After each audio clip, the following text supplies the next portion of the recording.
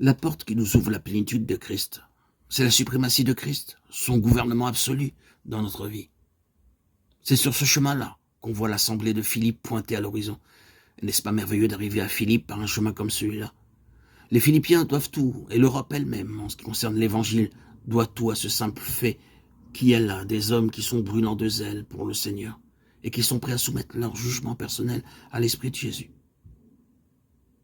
Désirez-vous connaître Christ dans ce qu'il tient en réserve de plus précieux pour vous? Dans ce cas, votre bon sens le plus consacré ne vous suffira pas. Il faudra faire un pas de plus. Accepter la souveraineté absolue de Christ et son droit de dicter sa volonté en toutes choses.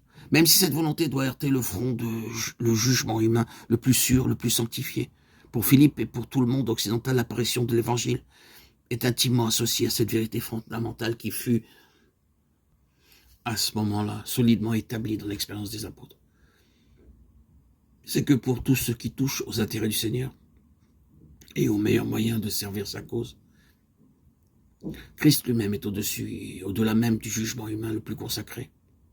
Après tout, ce n'est là que le côté négatif. Oui, mais quand cette question est tranchée, le chemin est ouvert pour autre chose.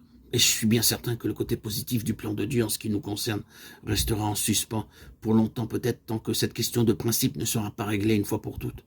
Quand on en est là, quand la voie est libre, quand l'obéissance est devenue complète, l'heure suivante, ne l'oublions pas, sera peut-être pour nous, comme elle le fut pour les apôtres, une heure dans la nuit. Entre ce que nous avons appelé le côté négatif et le côté positif, il y a eu une coupure, un silence de Dieu. Pas très long peut-être, assez cependant pour être une épreuve et une pierre de touche. Mettez-vous un peu à la place de ces 4 hommes quand ils se voient empêchés d'annoncer la parole en Asie. Ils auraient pu dire, tant pis, c'était pour le Seigneur après tout, que nous voulions y aller. Nous ne cherchions que ses intérêts. Tout ce que nous voulions, c'est de gagner l'Asie à sa cause. Mais il n'y tient pas apparemment. Quelle est notre réaction dans des circonstances comme celle-là quand on est tout flamme pour le Seigneur et que les yeux rivés sur un certain objectif, le cœur brûlant du désir de le glorifier sur ce chemin, on voit la porte se fermer brusquement? Dans de telles conjonctures, on peut choisir entre 2 attitudes. On peut dire, le Seigneur ne veut pas que j'y aille. Très bien, je m'en vais. Tout planter là, à quoi bon? Il est bien clair qu'il n'a pas besoin de mes services. Ou bien on peut dire, le Seigneur évidemment a autre chose en vue. Je m'en vais attendre et voir ce que c'est qu'il veut. Nos 4 voyageurs, c'est toujours à eux que nous revenons, font un quart de tour dans une autre direction pour voir si c'est peut-être là le bon chemin. Mais la même chose se produit. Par 2 fois, leur zèle et leur consécration vont au-devant du même veto. Tant que dure cette période de négation, et elle dure longtemps quelquefois, une grande perplexité nous étreint. Quant aux apôtres, ils acceptent de bon gré cette perplexité. Ils réalisent que c'est l'Esprit de Jésus qui est à l'œuvre et qui les retient. C'est le Seigneur qui est au-dessus de tout cela.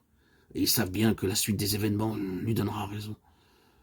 La sagesse est justifiée par ses enfants. Les voilà justement, ces enfants. Ces négations même sont les enfants d'une sagesse divine. Et tôt ou tard, ils justifieront leur source. Ainsi donc, Paul et ses compagnons tiennent bon dans la perplexité. Ils acceptent la situation comme venant de Dieu. Ils ne raisonnent pas, ils n'abandonnent pas la partie. Ils maintiennent une attitude positive, une attitude de foi. Allons, tenons ferme. Le Seigneur ne nous a pas mis de côté. Non. Mais il a autre chose en vue. Il va leur ouvrir une autre sphère de service, bien plus féconde, celle-là, et bien plus importante à ses yeux. Et parce qu'ils tiennent ferme par la foi, ils rendent possible l'autre côté, le côté positif, l'intervention positive de Dieu. Paul a une vision. Il voit un Macédonien, et il entend cet homme lui dire « Passe en Macédoine, viens nous secourir ». N'avait-il pas semblé tout à l'heure que c'était l'Asie qui disait « Passe en Asie, viens nous secourir ». Ne semblait-il pas que la Bithynie, elle aussi, avait jeté le même cri de détresse? Mais non, non. Force leur fut de constater qu'il n'en était rien, et que ce qu'ils avaient pris pour un appel était simplement leur propre conclusion sur la situation dans ces 2 provinces. Mais voici un homme, voici un Macédonien, il crie. Ils se mettent alors en devoir de partir pour la Macédoine, convaincus que le Seigneur les appelle à y annoncer la bonne nouvelle.